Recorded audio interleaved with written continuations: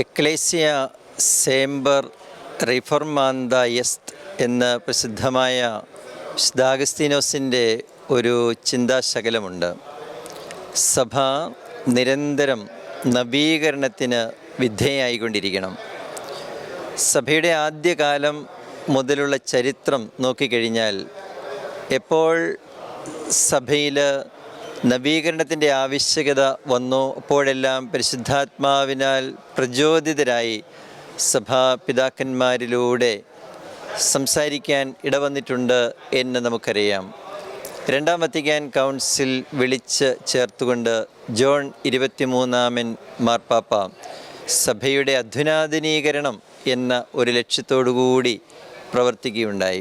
അങ്ങനെ രണ്ടാം വത്തിക്കാൻ കൗൺസിലിന് ശേഷം സഭയിൽ നവീകരണത്തിൻ്റെ വലിയൊരു കാറ്റ് വീശുകയുണ്ടായി എന്ന് നമ്മൾ തിരിച്ചറിയുന്നു. പരിശുദ്ധാത്മാവിനെ പറ്റിയുള്ള ഒരു വിശേഷണമാണല്ലോ അത് യോഹന്നാൻ സുവിശേഷങ്ങളുള്ളത്.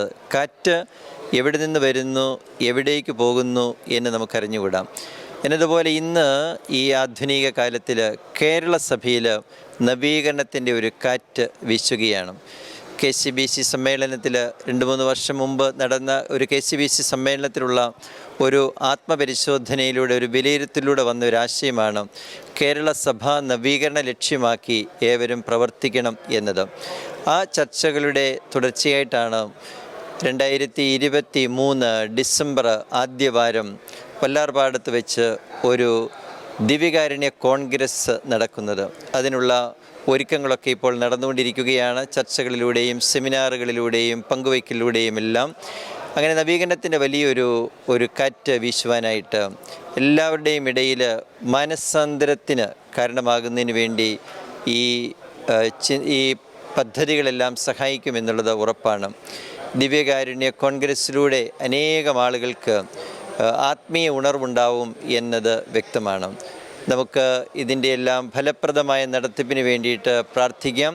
ദിവ്യകാരുണ്യത്തിൽ വിശുദ്ധ കുർബാനയിൽ പങ്കുചേർന്നും ദിവ്യകാരുണ്യ ആരാധനകൾ നടത്തിയും മറ്റു പ്രാർത്ഥനകളുടെയും ഒക്കെ നമുക്കിതിനായിട്ട് ആത്മീയമായിട്ട് ഒരുങ്ങാം. ഈ ആത്മാവിൻ്റെ ആവേശം, ആത്മാവിൻ്റെ സാന്നിധ്യം കൂടുതലായി നമുക്ക് അനുഭവപ്പെടുന്ന ഈ ദിനങ്ങൾ എല്ലാവർക്കും അത് അനുഭവവേദ്യമായി തീരട്ടെ എന്ന് പ്രാർത്ഥിക്കുന്നു. ദൈവാനുഗ്രഹങ്ങൾ നേരുന്നു. കന്യവനായ കർത്താവ് എല്ലാവരെയും സമൃദ്ധമായി അനുഗ്രഹിക്കട്ടെ.